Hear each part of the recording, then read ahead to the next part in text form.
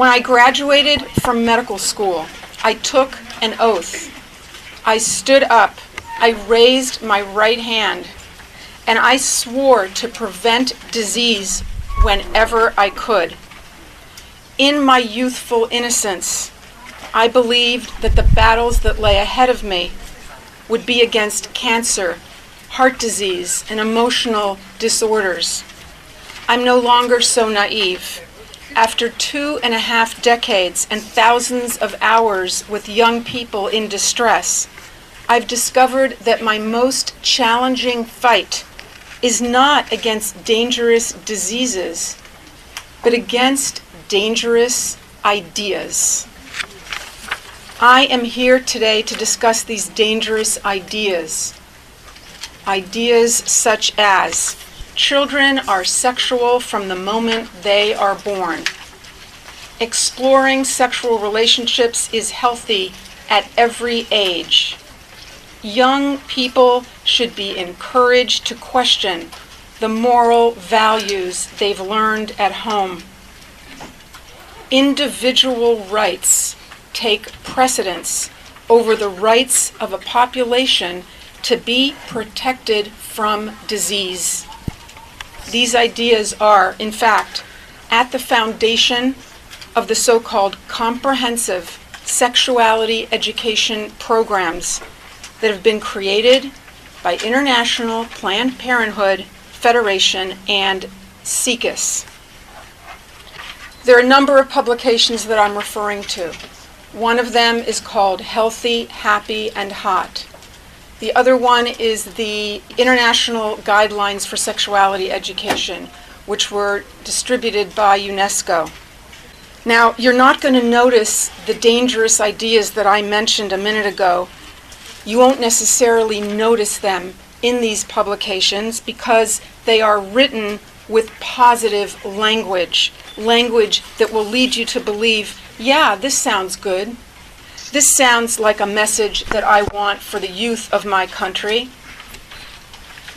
Here's a copy of Healthy, Happy, and Hot. You can also find it online. But please, take a close look at these publications, and that's what we're going to be doing today. If you examine the material closely, in particular, material like this that's been written for youth, not the material that's written for policymakers and other adults, you will see that these programs are not what you think they are. For example, Healthy, Happy, and Hot is written for HIV-positive youth. In this publication, casual sexuality with multiple partners is celebrated. There is no encouragement to abstain from sex. There is no encouragement to limit partners. Quite the opposite. As a doctor caring for young people over the past 25 years, I've seen a steady stream of patients come through my office, mostly girls and young women. They have been suffering from the sexual decisions that they made, and their suffering was 100% avoidable. I saw so many casualties that I wrote a book about my patients. I called the book Unprotected. I told their stories, and I explained how radical ideas in my profession contributed to their situations. It's very frustrating as a doctor to see one person after another in your office, young people with their lives ahead of them, working hard to pursue their dreams, but having to deal with pain and suffering that could have been avoided had they been fully informed and made better decisions. It's because of the students that I met, whose stories I told in this book, that I'm here today. After this book, Unprotected, I began to study what's taught in sex education, especially what's on the websites and books recommended to adolescents. And I wrote my second book called You're teaching my child what? As a physician, I have one objective: to keep people out of the offices of doctors and therapists. I've discovered in my research that the vision of groups such as Planned Parenthood and SIECUS, that's the Sexuality, Information, and Education Council of the United States, the vision of these groups stand in my way because their priority is not sexual health. Their priority is sexual freedom. These large and powerful organizations believe that sexuality extends from cradle to grave. They endorse early sexual activity, multiple partners, and sexual experimentation. But these, of course, are the very behaviors that fuel the epidemics of sexually transmitted disease, HIV/AIDS, abortion, and emotional distress. Those who practice the lifestyles endorsed by these groups have more doctor's appointments, not less. And that's so for a very simple reason.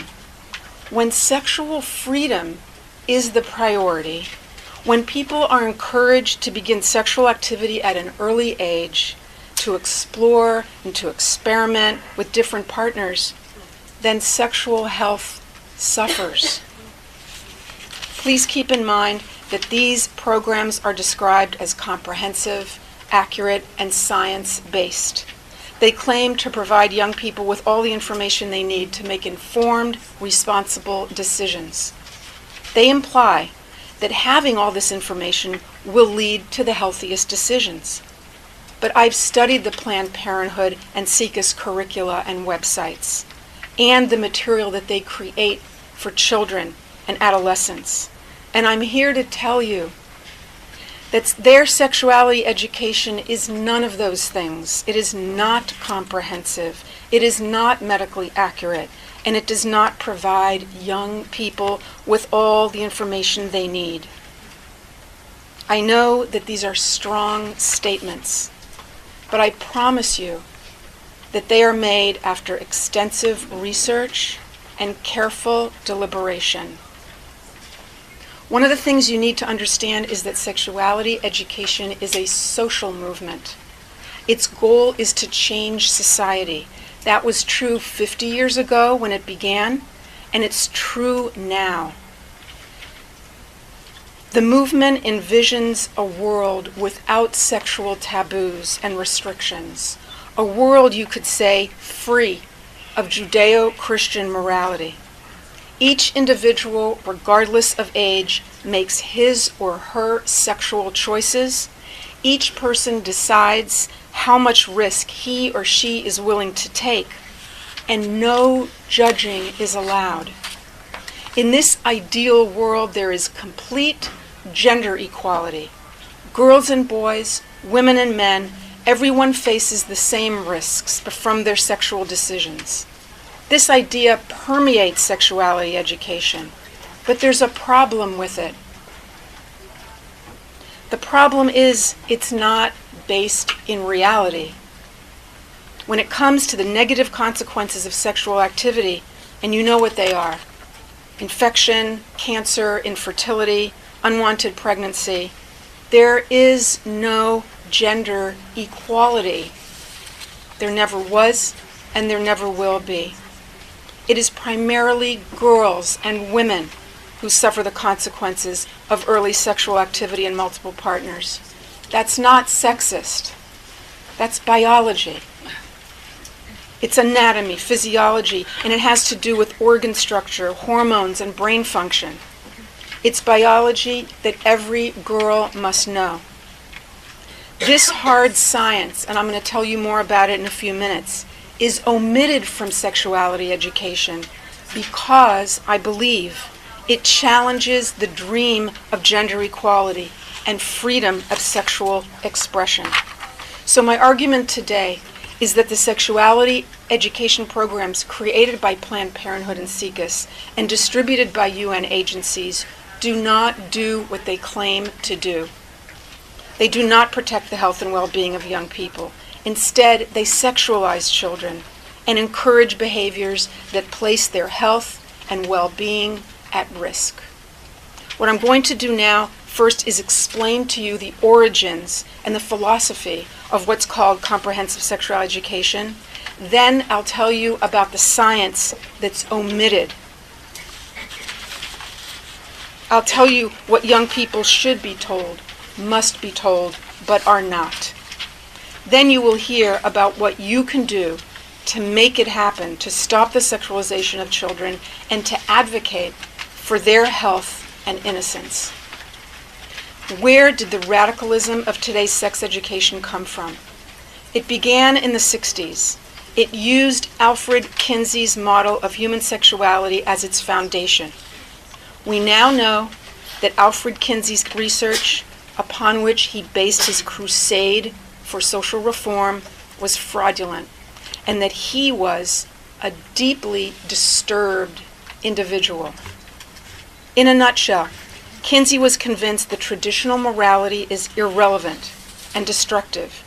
It was anything goes when it came to sexuality for this man, and I mean anything. He believed, for example, that pedophiles were misunderstood and their punishments unjust. Sexuality is not an appetite to be curbed, Kinsey insisted. He taught that and he lived it. I doubt very much that in all of Kinsey's 62 years of his miserable life, he knew even one day of what we in this room would consider healthy sexuality. Now here's what's so astonishing. This man's personal sexual philosophy has been institutionalized in modern sexuality education.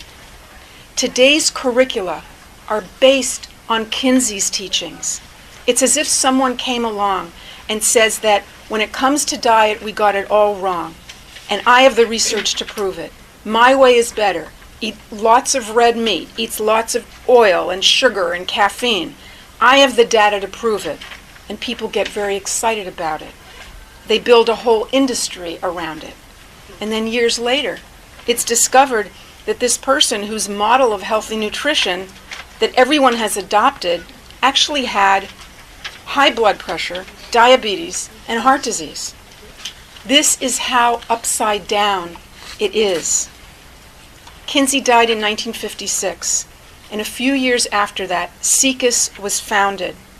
SIECUS, the Sexuality, Information, and Education Council of the U.S.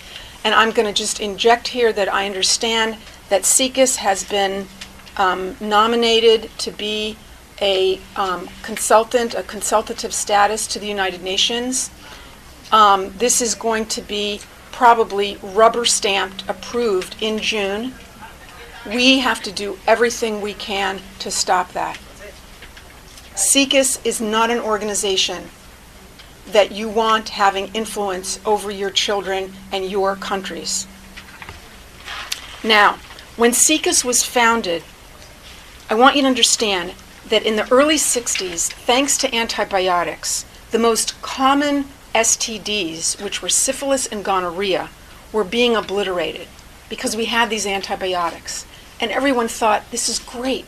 We're not going to have any more STDs because we have these antibiotics. Can you imagine? But that was the thinking. And also in 1960, birth control pills became available. So these hazardous infections were thought to be cured, and pregnancy, it was assumed now, unwanted pregnancy is unavoidable. We have the pill, and we have antibiotics. So those problems, was the thinking at that time, are gone. They've been eliminated. The only obstacles now toward Kinsey's way of thinking about sexuality was middle-class morality. So SIECUS was founded by Dr. Mary Calderon, who came from Planned Parenthood, and like Kinsey, she believed that there was an urgent need to break from the traditional views about sexuality. She felt that sex education has too much negativity. Too much focus on disease and unwanted pregnancy. The real problem, she said, was that society is puritanical and repressed. There were too many no's in sex education, the founder of SICUS stated. Her approach would be based on yeses. Proper sex education would teach children that from the day they're born they are sexual beings, and that the expression of their sexuality is positive, natural, and healthy. She wrote a book for parents, and she said, "Children are sexual and think sexual thoughts and do sexual things. Parents must accept and honor their child's erotic potential." Professionals who study children have recently affirmed the strong sexuality of the newborn. This was based on Kinsey's reports that he got from pedophiles who were molesting infants and children under the age of 1 and recording their results. In addition to teaching cradle-to-grave sexuality, the goal of sex education was not to force any particular standard on anyone, but to make information available to help young people reach their own decisions. So, for example, suggesting that waiting until adulthood or waiting till marriage is best, that wouldn't work. That wouldn't be allowed, because the purpose is not to force a particular standard. The point is just to make information available and then let young people reach their own decisions. And this is still very much the case in sexuality education today. A goal of sex education was to provide young people with an opportunity to question, explore, and assess their own and their community's attitudes about society, gender, and sexuality. Now that language sounds kind of good maybe, but you have to think about this. They're giving children, they're encouraging children to question what they've been taught. I'm not sure that all parents would want that.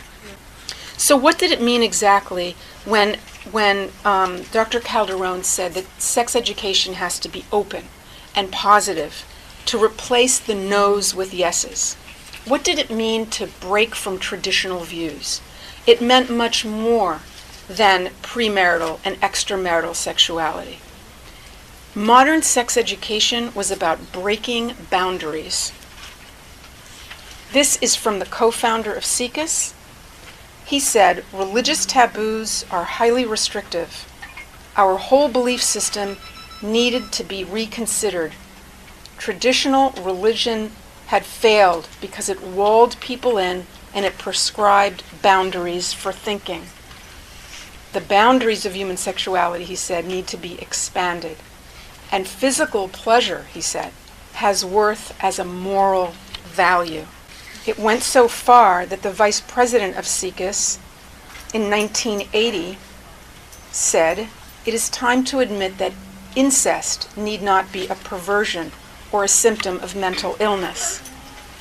A childhood sexual experience, such as being the partner of a relative or an older person, need not necessarily affect the child adversely." That's from a SICUS board member, as reported in Time magazine, 1980. Time magazine called these people the pro-incest lobby. All these ideas together that I've mentioned, that sexuality extends from cradle to grave, that young people have sexual rights, that adults should just stand to the side and allow them to make their own choices, that morality walls people in, and that taboos must be relaxed, these beliefs sexualize children. I want to point out to you that what these organizations present to parents and policymakers is different than what they actually end up teaching young people. For example, these groups claim that sexual behavior needs to be delayed. that high-risk behavior should be discouraged as much as possible. And ideally, there shouldn't be any sex until young people are in a serious, committed relationship. They say that in public forums and in material written for parents and policymakers.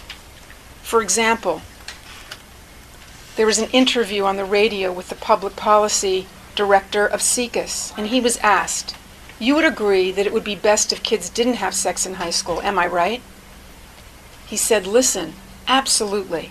It is better for young people to wait to have sex. There is no question about that." Well, that sounds reassuring, right? We'd all like that.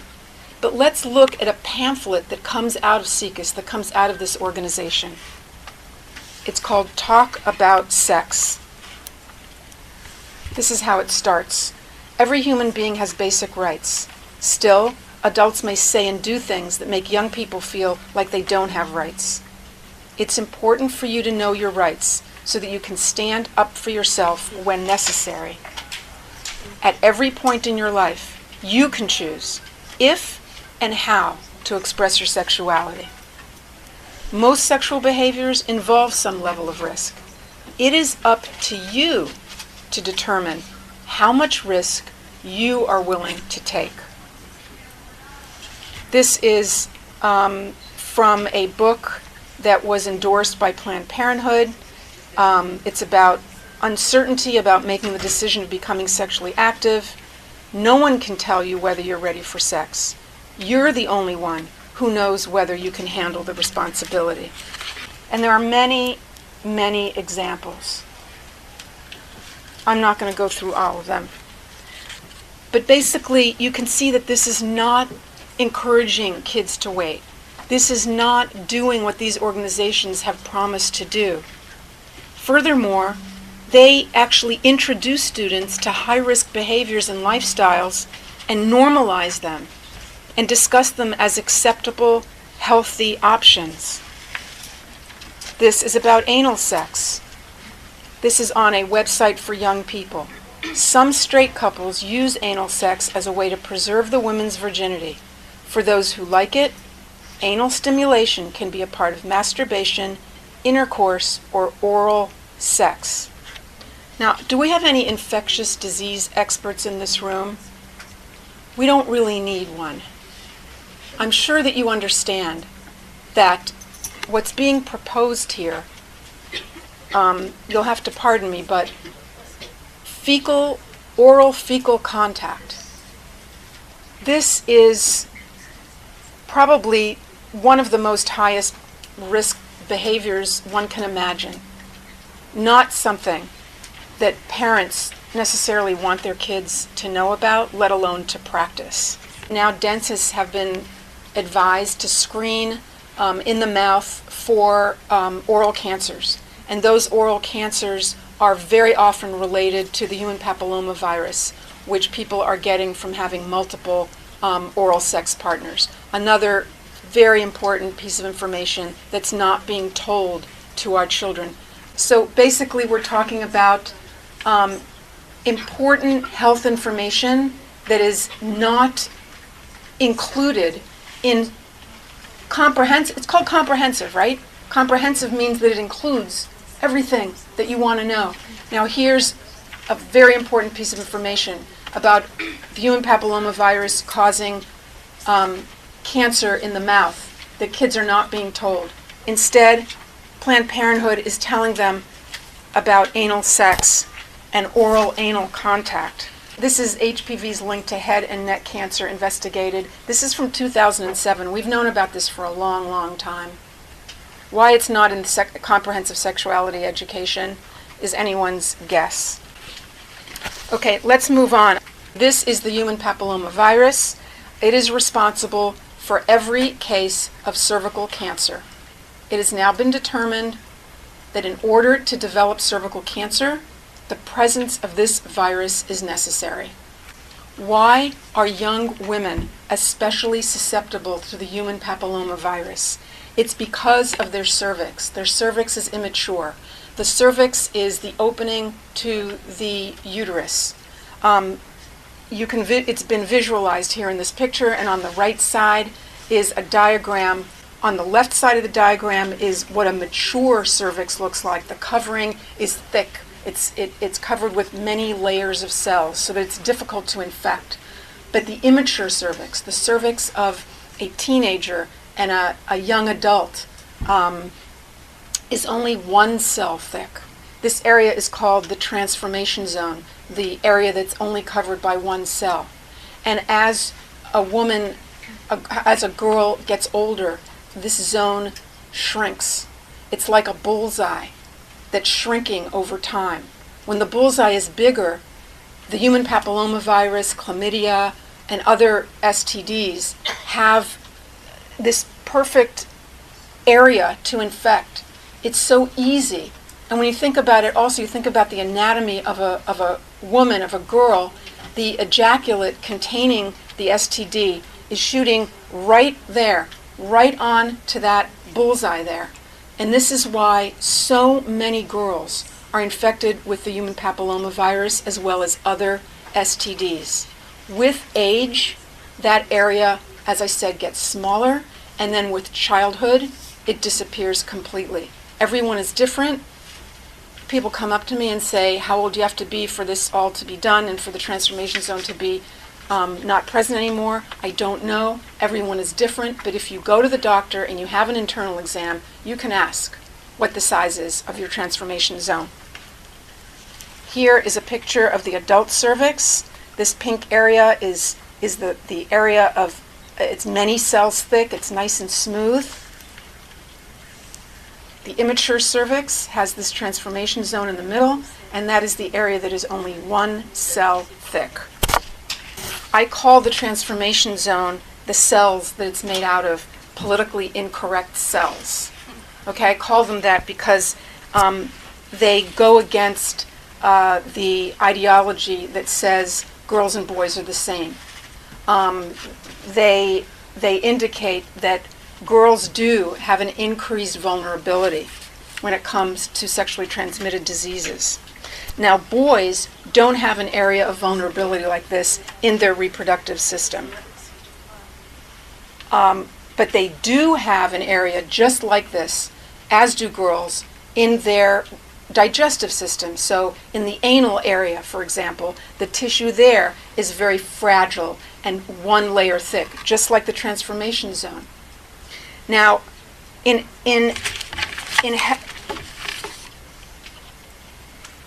is in Spanish. Feliz, fuerte y fabuloso. Did I say that? I know, but I wanted to say it in Spanish. Just in case. That's about all the Spanish I know. So in this pamphlet, Planned Parenthood had a terrific opportunity to explain this, because they're talking to HIV-positive youth. Okay, many of those youth are going to be guys, and many of those guys are going to be participating in anal intercourse. This would have been the perfect time to say, look, that area is very vulnerable. It's easily torn. There's a lot of blood vessels there. It's easy to get infected, especially with HIV. Aside from through blood, through a transfusion, for example, HIV is most easily transmitted through anal intercourse. It is at least 20 to 30 times easier to transmit HIV through anal intercourse than through vaginal intercourse. This would have been a perfect opportunity to explain that to young people. Now this point about the cervix is well known in the medical community. This is from the CDC. Sexually transmitted diseases pose a severe threat to women's health and fertility. Biological factors place women at greater risk than men. One of those biological factors, there are others too, is the immature cervix. Now, this science about a girl's vulnerability is omitted from the comprehensive sexuality education. And they're the ones that claim to be feminists. They're the ones that say they want to advance the welfare of young women. This is totally upside down. The immature cervix should be at the front and center for anyone teaching sexuality education. Biology says wait. Biology says girls are more vulnerable than boys. And this offends certain groups, but it's the truth. Now I want to mention one more thing, and that's about, again, getting back to this pamphlet. In this pamphlet, young people who are HIV positive are told that they have the right to sexual pleasure, but they don't have the obligation to their partners or to society in general of disclosing their status before a sexual encounter. Let me explain that. They are telling HIV positive people that they do not need to share their status until they feel comfortable doing so, until the time is right for them. Now let's think about that for a minute. Let's just go through this. Say you have a young man who's HIV positive. Let's call him A. He gets together with another young man, let's call him B. They have sex. A, having read this pamphlet, has decided, I have no obligation to tell people whether I'm positive or not. B has not been able to make an informed decision about this sexual act. He wasn't aware of the risk. Then, when B turns positive, and there are people who after one sexual encounter become HIV positive, I have met them personally. So when person B becomes positive, his diagnosis and his treatment is delayed because he had no idea. That's dangerous to him. Now, that person B who's newly infected, his serum viral load is through the roof because that's the time in the initial infection, in the first period before, in fact, your HIV test is even positive, that your viral load goes through the roof. And so he's going around and he's having sex with other people. That's how an epidemic is born, and that's how a pandemic grows. And then we ask, why is AIDS out of control? The goals of comprehensive sexuality education, they say, is to reduce risky behaviors. And then they come out and tell this to people about not having to disclose their HIV status. Because of this, innocent people will lose their lives. I am certain that that will happen. Now, let's move on to another fascinating topic in science that is withheld from young people, and that is about what's called the biochemistry of attachment. We now know, in the past 20 years or so, we have the science that has indicated that hormones are released during intimate behavior that cause feelings of attachment and trust, especially in women, because oxytocin is primarily a female hormone. I call it, like those cells, a politically incorrect hormone, because again it challenges the agendas that say the differences between men and women are due to culture, are due to socialization. It challenges the idea that sexual behavior can be easily separated from emotional attachment. So what's a hormone? A hormone is a molecule that travels from one organ to another, and it has a message. Depending on the context, oxytocin carries different messages throughout the body. During labor, it travels from the brain to the uterus, and it says to the uterus, contract and expel the baby. During nursing, oxytocin travels from the brain to the breast saying, make milk available for the infant. Oxytocin also travels within the brain with messages about emotions and behavior. If you take a virgin rat and you inject her with oxytocin and then place her in a cage with another rat's litter, though that virgin rat that was injected with oxytocin will act as if those baby rats are her own. So oxytocin carries the message, create a bond, create an emotional connection. Now what young people need to know is that oxytocin is released during intimate behavior. Intercourse is not necessary for oxytocin to be released, and need I say that condoms have no effect on the actions of this hormone. Am I proposing that a casual sexual encounter causes a deep emotional bond, such as what you see between a mother and a child? Of course not. I am not doing that. That would be kind of ridiculous. What I'm suggesting, though, is that we can learn from our biology. We are wired not only to experience pleasure from moments of closeness and intimacy, we are wired as well to have an emotional and a cognitive reaction to the person that we're with. Another difference between male and female is that estrogen ramps up the actions of oxytocin, and testosterone, the male hormone, dampens it. And this is fascinating. When is estrogen highest? It's highest right before ovulation. That's when it peaks. So just listen to how we are made so beautifully. That at the moment during the month, at that time, that we can conceive and bring a new life into the world, we are most primed to emotionally attach to that person with whom we are creating that life.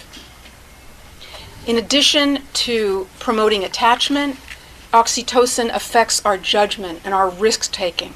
It affects the brain circuits related to feelings of trust. So basically, when young people are sexually active, especially a girl, oxytocin is affecting the center of her brain that should be waving red flags. Like, let's say it's just a casual encounter, a one-night stand, someone that she doesn't really know. Normally, her brain would be waving these red flags and saying, you better think about this. Is this safe? Is this good? How are you going to feel about this tomorrow morning? Is this smart? But oxytocin acts on that part of the brain, the amygdala, and it kind of quiets it down. So she's less cautious and less suspicious. Now again, under the right circumstances, in the relationship with the right guy, and you know he's going to be there, and you know he's good for you, and he knows all those good things, you want to have that happen. You don't want to be thinking, gee, he didn't do the laundry yesterday. I don't know. He's gained a lot of weight. He doesn't look good to me. You don't want all that happening. You want to connect with him. So oxytocin, depending on the circumstance, acts in healthy, wonderful ways. But young people need to know that it can also act in ways that can compromise their judgment. Now, young people come to me after having hooked up a few times, especially girls who have hooked up with a guy, and they say, what's wrong with me, Dr. Grossman? I'm feeling attached to him. What's wrong with me?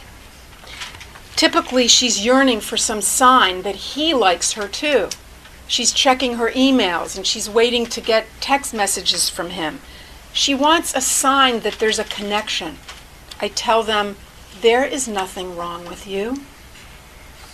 They are relieved to discover they're not crazy. I explain about oxytocin and about bonding.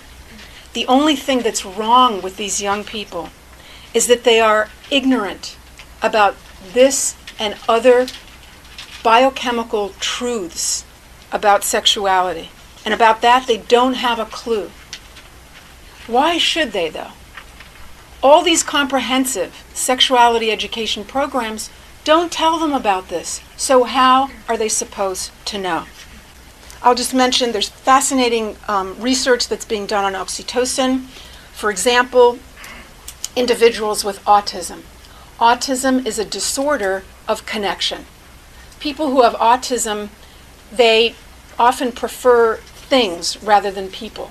They don't connect well. They don't make eye contact frequently. They get very anxious. They have trouble trusting people, reading social cues. Well, oxytocin has been given to these people, and they've been found to improve in those areas.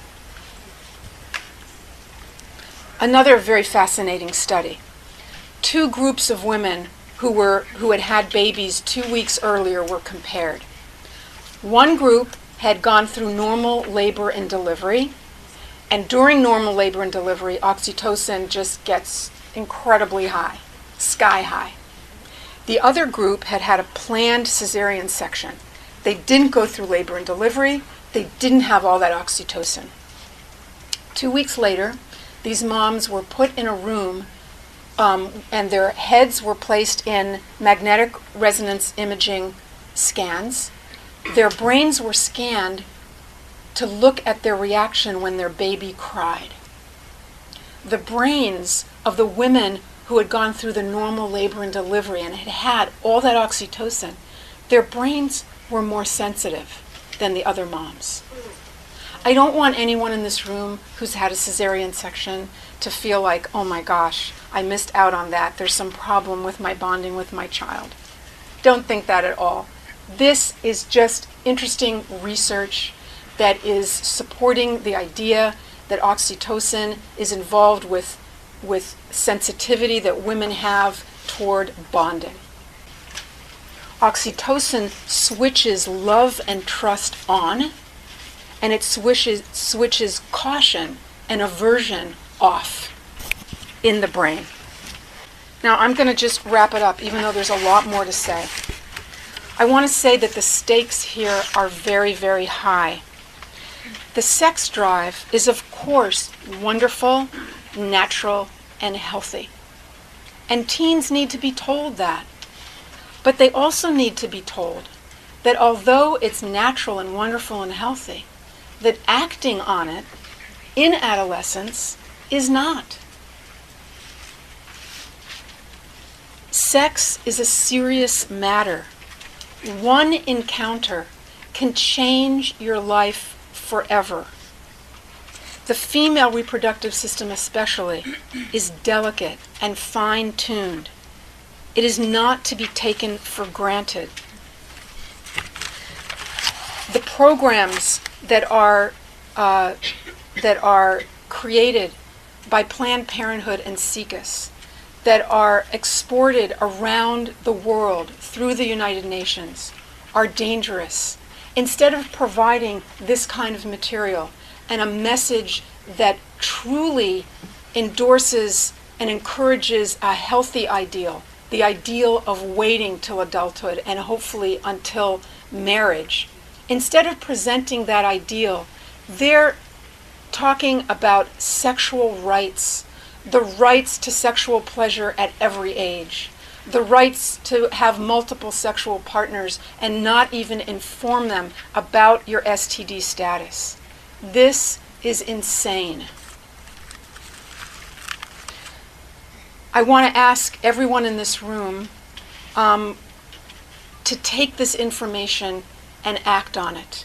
We're going to be talking, after I finish in a minute, about a petition that's been drawn up. A petition against these programs that sexualize young children and promote an unhealthy lifestyle in the name of sexual rights, in the name of diversity, in the name of sexual freedom. We are facing catastrophic levels of sexually transmitted diseases all around the world. We're fighting a war against bugs, and the bugs are winning. In order to stem the tide and turn things around, we need a makeover of how we teach young people about sexuality. Please become a part of this movement, of the petition. Please tell people you know that couldn't be here today to also join in this. And I want you to all feel free to go to my website where I have lots of other information, miriamgrossmanmd.com. Please feel free to email me. That's my email. And thank you for listening.